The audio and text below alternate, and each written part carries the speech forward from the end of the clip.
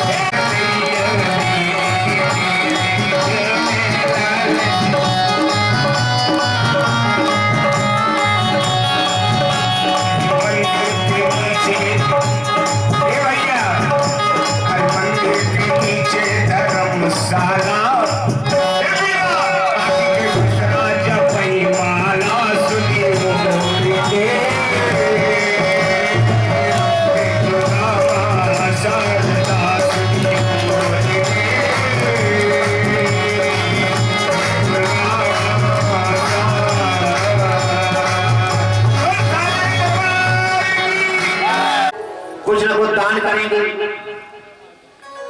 अब संत जी सुबह उठ करके चले गए। अब सेठ जी ने कहा मैंने संत के सामने वचन लिया है, दान करूंगा, संकल्प लिया है, अब हमको दान करना ही करना है। जिन्होंने दान नहीं किया उनके यहाँ से दान नहीं होता है महाराज, निकलता नहीं है। दान कैसे करते हैं? कहा तो ना पात बबूल का। कैसे दान कर रहे हैं? कहा तो ना पात बबूल का, अता में तनिक पिसान, सेठ जी करने लगे छठे क्षमा से दान। बतावा बबूल के पत्ता में कितना आटा आएगा महाराज, उसमें दान कर रहे हैं। ऐसे दान का क्या महत्व है, ऐसे दान का क्या तात्पर्य है? अरे दान करिए, सार्थक हो जाए। अच्छी वस्तुओं का दान करना चाहिए, क्योंकि दान की हुई वस्तु हम लोगों को आगे प्राप्त होती है, मिलती है। इसलिए अच्छी वस्तु का दान करना चाहिए। तो शास्त्रकार लिखते हैं कि मानव जीवन में लोगों का कर्तव्य है कि देवता की पूजा करो, देवता की पूजा करो, सत्संग करो और दान करो, तभी जीवन कल्याणमय होता है। महाराज पृथु ने अपने जीवन में खूब दान किया, प्रजाओं का पालन किया और खूब यज्ञ किया, आदि आदि कार्य करते हुए आज भगवान का ध्यान करते हुए महाराज पृथु अपने शरीर का परित्याग करते हैं। बोले द्वारिकाधीश भगवान की जय।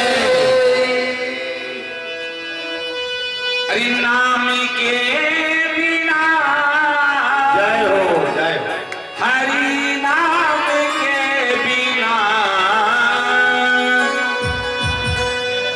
कि नाम के बिना, हरि नाम के बिना, कि जर जाए जिया पाप ने हरि नाम के बिना।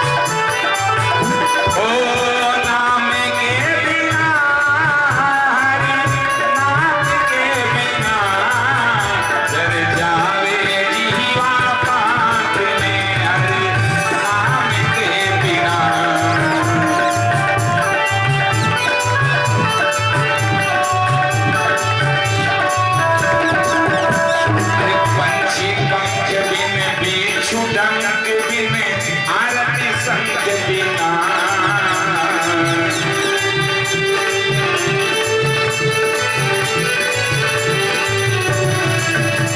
ओ मच्छी पंख बिन बिच्छू डंक बिन आरती संत बिना जय हो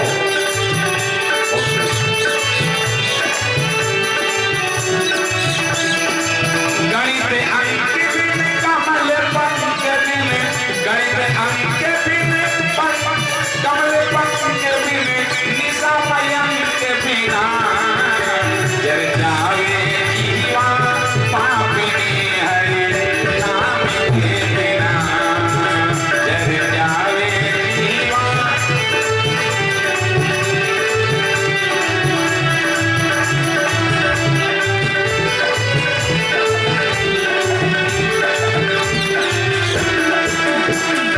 क्रिया कंत बिन मठ महंत बिन हाथी दंत बिना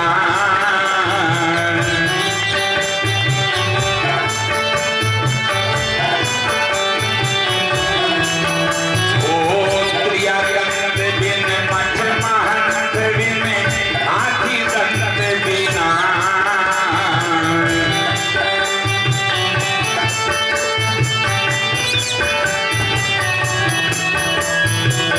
ग्राम पंच बिन तू बसंत बिन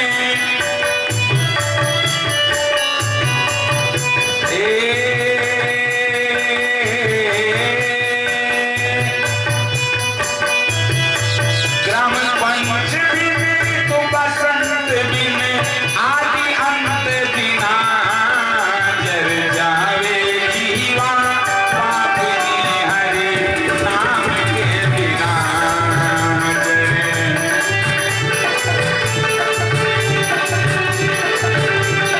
जय हो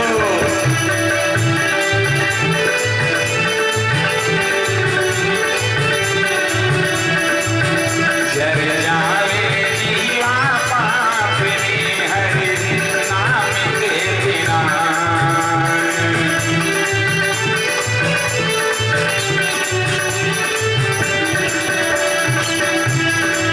पुष्प बाग बिन संत त्याग बिन गाना राग बिना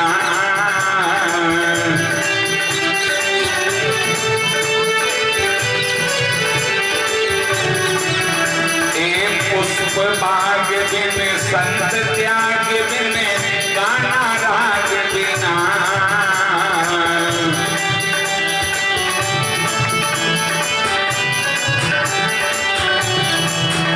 श्रृंगार सुहाग बिन शीस पाग बिन श्रृंगार सुहाग बिन शीस पाग बिन पाना भाग्य बिना जर जावे जीवा पापिनी हरि नाम के बिना जर जावे जीवा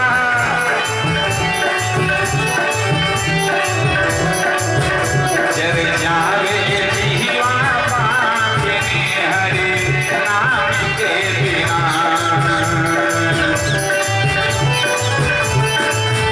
हरे नाम के बिना बोले कृष्ण कन्हैया लाल की जय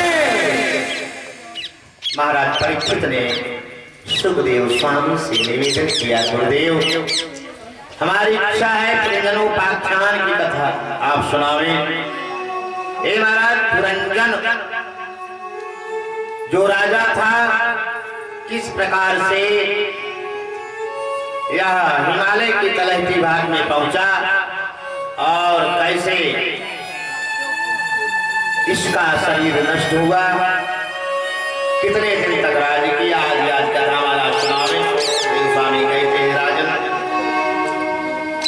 एक पुरंजन नाम का राजा एक बार विचार किया कि जो राजभवन हमारा है हमारे रहने योग्य स्थान नहीं है, चलो इस धराधाम में ढूंढते हैं कहां पर बढ़िया भवन है।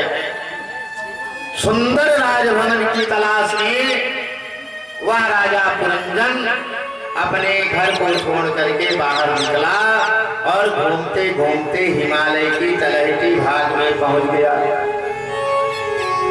जब वहां पहुंचा तो देखता क्या है, दूर से एक बहुत सुंदर राजभवन बना हुआ है और उसी राजभवन से एक सुंदर स्त्री बाहर निकली है, चली आ रही है और उस स्त्री के पीछे 10 सेवक हैं और एक 5 फड़ वाला नाग उस स्त्री की रक्षा कर रहा है और एक सेवक की 100 सेविकाएं थी। महाराज राजा खड़ा हो गया, देखा कि बड़ी सुंदर नारी है भाई। उनके पास जैसे कुछ दूर रह गया है, राजा ने बड़े जोर से उस नारी से, उस स्त्री से प्रश्न किया, कातम कंज पलासाखी कस्यासी है कुता सती। कातम कंज पलासाखी, अरे देवी तुम कौन हो, कहां से आ रही हो? ये जो तुम्हारे पीछे बहुत से लोग आ रहे हैं कौन है? और ये 5 फड़ वाला सर्प कौन है? अपना परिचय बताओ। उस स्त्री ने कहा, महाराज देखिए सामने बड़ा सुंदर एक भवन बना हुआ है, वही हमारा स्थान है। हमारी राजभवन में 9 दरवाजा लगा हुआ है, 9 दरवाजे लगे हुए हैं। और महाराज ये जो हमारे पीछे जो लोग चल रहे हैं ना, हमारे सेवक हैं, इनके पीछे जो स्त्रियां हैं सेविकाएं हैं और 5 फड़ वाला जो नाग हमारे ऊपर छाया करता हुआ चल रहा है, ये हमारा रक्षक है। कोई व्यक्ति मुझसे लड़ाई करना चाहता है तो नाग डस लेता है, उसको मार डालता है। ये नाग हमारी रक्षा कर रहा है महाराज। तो रानी ने कहा, मैंने तो अपना परिचय बता दिया और आप अपना परिचय बताइए। राजा ने कहा, मैं पुरंजन नाम का राजा हूं। हमें अपना राजभवन अच्छा नहीं लगा, इसलिए मैं बाहर निकल पड़ा और अपने योग्य रहने के लिए सुंदर राजभवन की खोज कर रहा हूं। सुंदर कोई राजभवन मिल जाता तो वहीं पर निवास करता। मैं अपने घर से दूर गया हूं। तो राजा पुरंजन ने कहा, हे देवी मेरा नाम तो पुरंजन है और हे देवी तुम्हारा क्या नाम है?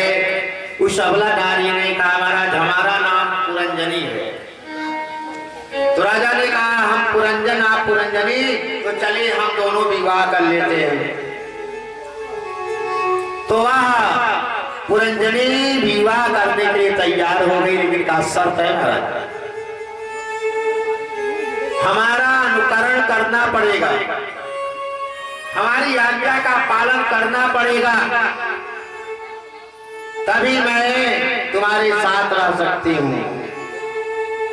कहा ठीक है, तुम्हारी आज्ञा का पालन होगा, जैसा तुम कहोगी तुम्हारे कहने के अनुसार मैं भी अपना जीवन व्यतीत करूंगा। तो कहा भी ठीक है, हमारी आज्ञा शर्त तय है।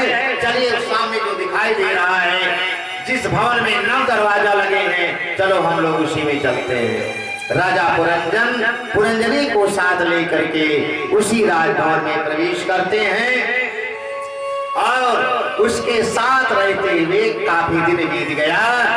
कहते हैं भागवतकार, महाराज पुरंजन इस प्रकार से पुरंजनी का अनुसरण किया,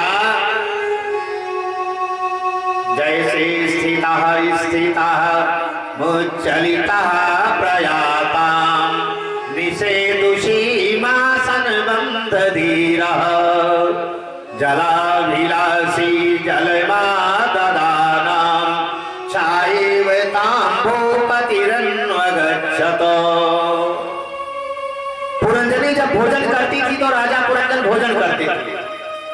विलासी जलवा ददाना। जब महाराज वह पुरंजनी पानी पीती थी तो राजा पानी पीते थे। स्थिता स्थिता मुच्चलिता प्रयाता। पुरंजनी जब बैठती थी तो राजा भी बैठते थे। पुरंजनी जब खड़ी रहती थी तो राजा खड़े रहते थे। पुरंजनी जब शयन करती थी तो राजा शयन करते थे। कैसे अनुकरण किया?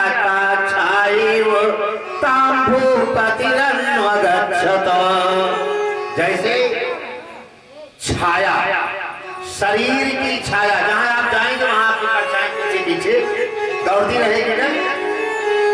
तो कहा छाया की तरह अनुकरण किया महाराज। बहुत दिन बीत गया। एक दिन राजा बिना रानी से पूछे बाहर निकले और घोड़े पर सवार होकर के जंगल पहुंच जाते हैं आखेट खेलने के लिए। कहा चलो आज भ्रमण करें, बहुत दिन हो गया इसी राजभवन में कई महीनों से पड़े हैं, बाहर नहीं निकले हैं। और जब बाहर निकले रानी से बिना पूछे चले गए। रानी जब निकली देखी राजा नहीं है, कहां चले गए? वह पुरंजनी क्रोधित होकर के बैठ गई। राजा सायंकाल की बेला में जब वापस से आए देखा पुरंजनी बोल नहीं रही है। अरे पुरंजनी क्यों तुम बोल नहीं रही हो? कहा बड़े जोर से डांटा। कहा आप बिना पूछे हमसे चले गए हो, लेकिन हमारी तुम्हारी शर्त यही थी कि हमारे अनुसार तुम्हें कार्य करना पड़ेगा, हमारे वचनों का पालन करना पड़ेगा। बिना पूछे आप कहीं नहीं जा सकते हैं। रुष्ट हो गई, बहुत मनाया चुनाया। उसके बाद वह पुरंजनी प्रसन्न हुई और संजोग से थोड़ा ही दिन बीता था कि महाराज उसके भवन में चंडवेग नाम के राजा ने चढ़ाई कर दिया। चढ़ाई करके सारे सैनिकों को मार दिया और सारा राजभवन जीत लिया। और वह सर्प के लिए लड़ती हुई प्राणों का परित्याग किया। और प्राणों का परित्याग करते हुए महाराज अब पुरंजन अकेले हो गए। और जब अकेले हो गए तब तक काल कन्या आई और काल कन्या ने राजा के साथ वर्ण किया। और वर्ण करने के बाद राजा हमेशा के लिए यहाँ से चले गए। जय जय राधा रमण गिरधारी, गिरधारी श्याम बनवारी। जय जय राधा रमण गिरधारी, गिरधारी श्याम बनवारी।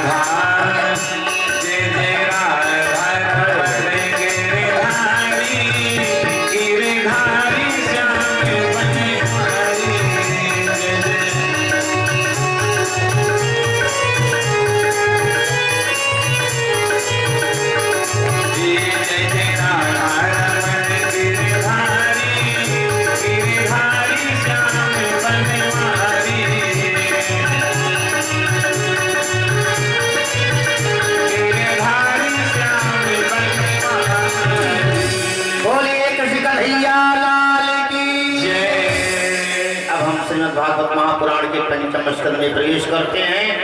राजा प्रियव्रत की बड़ी सुंदर कथा आती है। राजा प्रियव्रत जब राजा हुए तो देखा पृथ्वी बड़ी उबड़ खाबड़ है। उस समय रथारूढ़ होकर के राजा प्रियव्रत जी आज अपने रथ पर बैठ करके पृथ्वी की परिक्रमा करते हैं और जहां ऊंची खाली भूमि थी उसको समतल किया। जहां जहां पर राजा प्रियव्रत के रथ की पहिया पड़ी वहां पर समुद्र बनता गया। दोनों पहिया के बीच में जो जगह छूटी वही द्वीप बनते गए। तब से सप्तद्वीपवती महीन एक पृथ्वी तब से 7 समुद्र वाली हो गई महाराज। और उन्हीं के पुत्र हुए महाराज अग्रदीज। अग्रदीज के पुत्र हुए ऋषभदेव जी। ऋषभदेव भी भगवान के अवतार रूप से प्रकट हुए थे और बहुत दान पुण्य किया। उसके बाद इन्हीं के एक पुत्र पैदा हुआ जिनका नाम भरत हुआ। जड़भरत नाम से प्रसिद्ध हुए। जड़भरत नाम के राजा थे जिनकी कथा भागवत महापुराण में बड़े विस्तार से व्यास जी ने वर्णन किया है।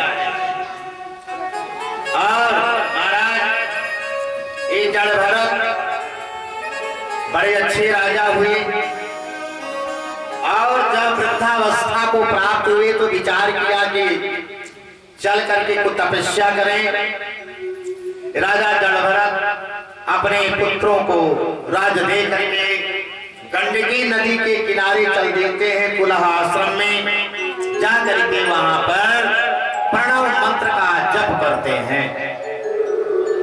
एक ही संयोग से स्नान करके राजा जड़भरत वस्त्र धारण कर रहे थे नदी के किनारे। तभी एक गर्भिणी हिरनी आ गई पानी पीने के लिए। जैसे पानी पीना चाहा वैसे कहीं से एक शेर ने बड़े जोर से गर्जना किया।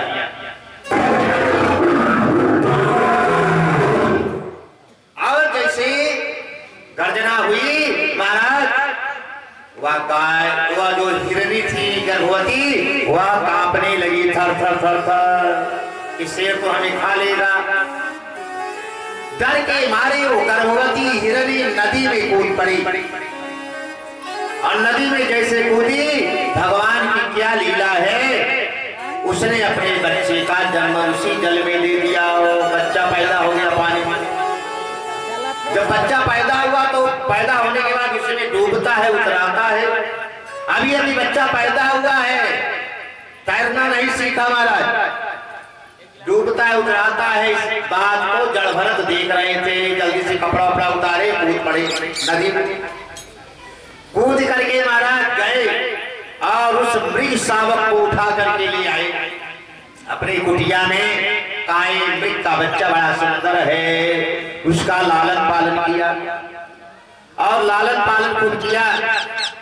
धीरे धीरे वो मृग का बच्चा जब बड़ा हो गया माला लेकर के जप रहे थे और उसी समय बाहर निकला और घास करते करते दूर देश निकल गया कहीं बाहर निकल गया। जड़भरत की माला जब पूरी हुई देखा रे ओ मृग का बच्चा कहां चला गया। मृग शावक कहां चला गया। जड़भरत जी महाराज माला ओला रख करके महाराज चारों तरफ घूमने लगे। अब वो तो काफी दूर निकल गया कहां मिले। भागवतकार लिखते हैं श्रीमद् भागवत में महाराज उस समय जड़भरत रोते रोते मृग के वियोग में अपने प्राण का परित्याग कर दिया। मानव संसार वालों को संदेश देते हैं व्यास जी कि जड़भरत मृग का ध्यान करके मरे इसलिए दूसरे जन्म में मृग पैदा हुए। मृग योनि में जन्म होगा उनका। इसलिए व्यास जी संकेत करते हैं संसार वालों मरते समय जिसका ध्यान करके प्राण का शरीर का परित्याग करोगे उस योन में तुम्हें भी जाना पड़ेगा, इसलिए सावधान रहना। लेकिन बड़े भक्त थे भगवान के, जड़ भरत जी मृग योन में पैदा तो हुए, लेकिन उनकी स्मृति नष्ट नहीं हुई थी। उनको मालूम कि मैं उस जन्म में राजा था और मृग में आसक्ति के कारण, मृग के वियोग के कारण मेरे प्राण पथेरु निकल गए हैं, इसलिए मुझे मृग योन में जन्म लेना पड़ा। आहा, बैठ गए, आंख को बंद कर लिया और अपने उस मृग शरीर का परित्याग कर दिया। मृग शरीर का परित्याग करके जब राजा जड़ भरत दूसरी बार जन्म लिए तो अंगिरा गोत्र ब्राह्मण के यहाँ जन्म लेते हैं। महाराज जान लेना, एक तो मानव जीवन मुश्किल से मिलता है, मानव शरीर मुश्किल से मिलता है, अब मानव मनुष्य स्वरूप मिल गया, मानव शरीर आपने धारण कर लिया, वह भी ब्राह्मण के घर में जन्म हो गया, तुम्हारा इससे बढ़कर के कुछ भी नहीं होता है। भगवान की बहुत बड़ी कृपा होती है।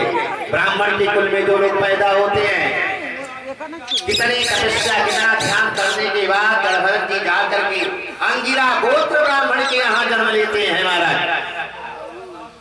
जन्म तो लिया, लेकिन जन्म लेते ही अपने को गूंगा बहरा दर्शाया। बोलते थे, सुनते थे, सब बात थी, लेकिन कोई बुलाता था तो बोलते नहीं थे, मुंह से बोलते नहीं करते थे। लोग कहते थे गूंगा है, बहरा है, कोई उससे बातें नहीं करता था। हमारा धीरे धीरे बड़ा हुआ, स्कूल भेजने लगे, महाराज स्कूल भी नहीं जाता था, कहता था हमको स्कूल में पढ़ने लिखने से मतलब नहीं है। एकांत में बैठ करके भगवान का नाम स्मरण करता था। राम भजनो बिनु सुनहु खगेसा, मिटहि न जीवन केर कलेसा। भगवान के भजन में लग गए महाराज, ध्यान करने लगे। लोगों ने कहा इनसे बातें मत करो, जो बाद में जूठा कूठा बचता था बेचारे उसी का मान करके अपना जीवन व्यतीत करते थे। जड़ भरत जी महाराज आज उनके भाइयों ने उनको घर से बाहर निकाल दिया।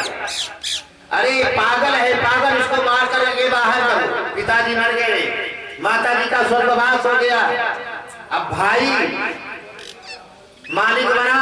भाइयों ने कहा पागल को रखने से क्या मतलब है, रोज इसको खाना खिलाना पड़ता है, जलपान कराना पड़ता है, पैसा का नहीं करता। अब बताओ, उसको डांट फटकार के भगा दिया तो बेचारे निकल गए। केवल मन में, अंतःकरण में भगवान का नाम ही जपते थे। आज बाहर निकले हैं महाराज, बाहर निकल करके गए और चले जा रहे थे संयोग से। उसी समय कुछ दूर पर दूसरे राज्य में एक राजा के पुत्र नहीं था, पुत्र की कामना से एक अनुष्ठान कर रहा था और वह अनुष्ठान पूरा होने वाला था। ऋतिजों ने कहा महाराज इसमें तो नरबली लगेगी, आदमी की बलि दी जाएगी तब आपको लड़का पैदा होगा, एक आदमी लाना पड़ेगा। कहा महाराज कैसे मिले? लोगों ने कहा महाराज इनको निकाल, यहाँ से सिपाही भेजो रात्रि के समय, रात में जो सबसे पहले जो व्यक्ति मिल जाए रास्ते में उसी को पकड़ लेना, उसी की नरबली होगी। सिपाही लोग चल दिए। रात में के फालतू है, एक जड़ भरत जी भगवान का नाम लेते हुए चले जा रहे हैं, भगवान का भजन कर रहे हैं, भगवान का नाम ले रहे हैं, भगवान का भजन करते हुए चले जा रहे हैं। उधर से सिपाही लोग आगे आए, देखा कोई आवाज कर रहा है रात्रि के समय, व्यक्ति हिष्ट पुष्ट मोटा ताजा है और वह कीर्तन कर रहा है श्री कृष्ण गोविंद हरे मुरारी, हे नाथ नारायण वासुदेव।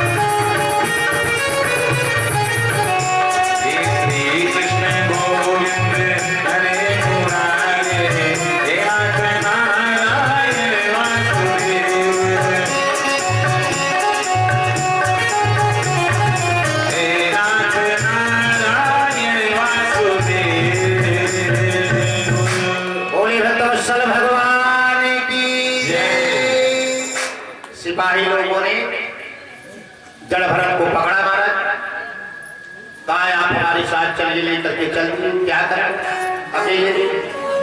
वहीं ले गए जहां भद्रकाली के मंदिर में जाप अनुष्ठान चल रहा था। सारे लोग बैठे थे, इनको नहलाया गया, धुलाया गया, नया नया वस्त्र पहनाया गया। बेचारे बहुत दिन से घूम रहे थे, फटा पुराना कपड़ा पहने हुए थे, महिला बिच महिला। तो जिसकी बलि दी जाती है उसकी पहले बहुत सेवा की जाती है।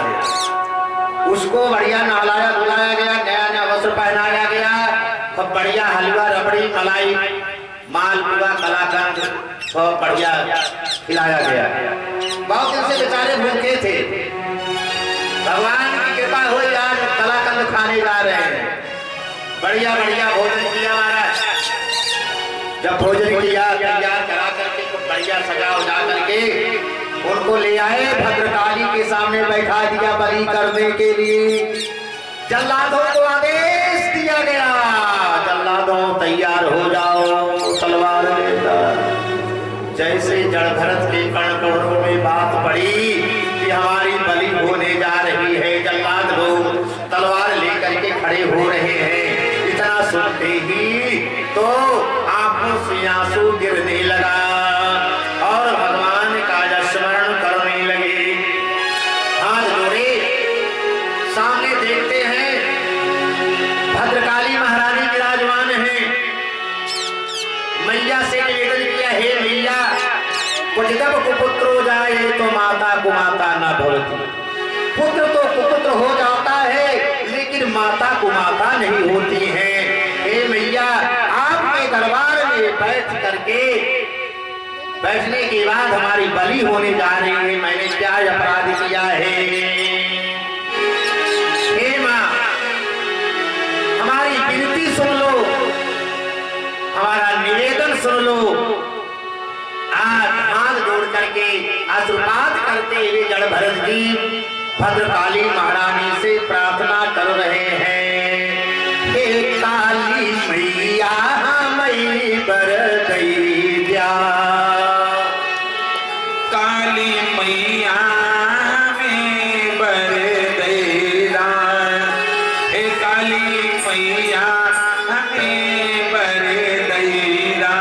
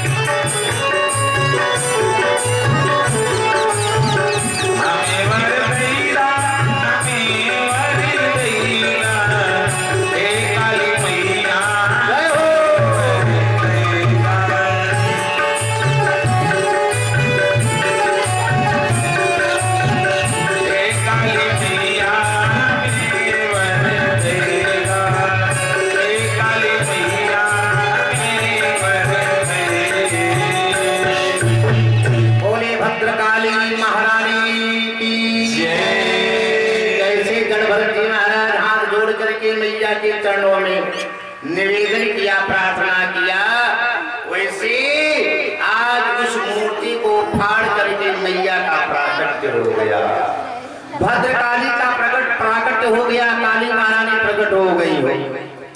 और जब प्रकट हो गई तो दौड़ करके जल्लादों के हाथ से तलवार को छीन लिया और तलवार को छीन करके आज उन दुष्टों का विनाश करने लगी भगवती। दुष्टों का विनाश तलवार से मार करके सब धराशायी कर दिया। और मारने के बाद उनके रक्त का पान करके भगवती काली वहीं पर नाच रही है, नृत्य कर रही हैं। और नृत्य करने से जब उनका क्रोध कुछ शांत हुआ तो भगवती भद्रकाली ने कहा, जड़भरत अब तो यहाँ से निकल जाओ सीधे। जड़भरत जी महाराज वहां से निकले हैं और जब निकले थोड़ी दूर गए महाराज, राजा रघुगढ़ की पालकी आ रही थी। राजा रघुगढ़ पालकी पर बैठ करके उसी रास्ते से आ रहे थे। जो उनके जो कहार थे ना, पालकी ढोने वाले कहार बेचारे थक पड़े थे। विचार किया, देखो बड़ा मोटा ताजा आदमी आ रहा है, अगर यही मिल जाता तो इसी को मैं पालकी दे देता, थोड़ा आराम मिल जाता। ए भाई इधर आओ। जड़भरत का क्या है, अरे कहा समझ लीजिए। जड़भरत जी आए, जो पालकी ढोने वाले कहार थे, कहा जरा हमारा सहयोग कर दीजिए, हम लोगों का कंधा लाल हो गया है, थोड़ा परोपकार हमारा कर दीजिए। कहा ठीक है, हमारा जीवन इसीलिए हुआ है दूसरे का परोपकार करने के लिए। जड़भरत जी ने परोपकार करने के लिए आज राजा रघुगढ़ की पालकी को अपने कंधे पर धारण किया। और जब पालकी लेकर के चलते हैं, कोई जीव जंतु आगे पड़ जाता है तो राजा रघुगढ़ उसको बचाने के चक्कर में पालकी ले लिए कूद पड़ते हैं, उछल जाते हैं। और जब उछलते हैं तो पालकी में जो बैठा रहता है ऊपर बांस लगा रहता है, तो जितनी बार उछले उतनी बार बांस उनके सिर पर ला गए। राजा के 2 बार हुआ, 3 बार हुआ, चौथी बार जब बांस लगा तो राजा क्रोधित हो गए। राजा रघुगढ़ ने कहा, पालकी ढोने वाले जरा पालकी को नीचे रखो। पालकी को नीचे रखा, राजा बाहर निकल करके खड़े हो गए। नया व्यक्ति कहां से आ गया? अच्छा तुम बताओ अपना परिचय कौन हो? इस तरह से कहीं चला जाता है, तुम अपना परिचय बताइए कौन हो? राजा ने कहा, पूरा यहाँ भर तो नाम राजा। महाराज उसके पहले में जड़भरत नाम का राजा था, और अब मैं अमीरा को तो ब्राह्मण के घर में मेरा जन्म हुआ है, मैं ब्राह्मण हूँ। राजा रघुगढ़ ने जैसे देखा है ब्राह्मण है, जैसे सुनते हैं ब्राह्मण है, राजा रघुगढ़ हाथ जोड़ करके उस ब्राह्मण देवता से प्रार्थना करते हैं, हे ब्राह्मण देवता मुझसे अपराध हो गया, मैंने आपसे सेवा लिया, ज्ञान में सेवा लिया जी, मैं जानता कि ब्राह्मण है ना तो इससे सेवा ना लेता। राजा रघुगढ़ ने कहा, हे ब्राह्मण देवता, मैं इंद्र के वज्र से नहीं डरता हूँ, मैं शिव के त्रिशूल से नहीं डरता हूँ, मैं विष्णु के चक्र से नहीं डरता हूँ, लेकिन मैं ब्राह्मण के अपमान से डरता हूँ, इसलिए क्षमा कर दो, मुझसे अपराध हो गया है, ब्राह्मण की सेवा करना चाहिए। हमारे यहाँ शास्त्रकार लिखते हैं, कोई ब्राह्मण आ जाए उस ब्राह्मण के पैर को अगर धो दीजिए तो कितना फल मिलता है? बोले यद फलम कपिलादानम प्रयागे माघे पुष्करे तद फलम पांडवा प्रोक्तम ब्राह्मणोपाद सोचनम। ब्राह्मण के पैर धोने से कितना फल मिलता है? यद फलम कपिला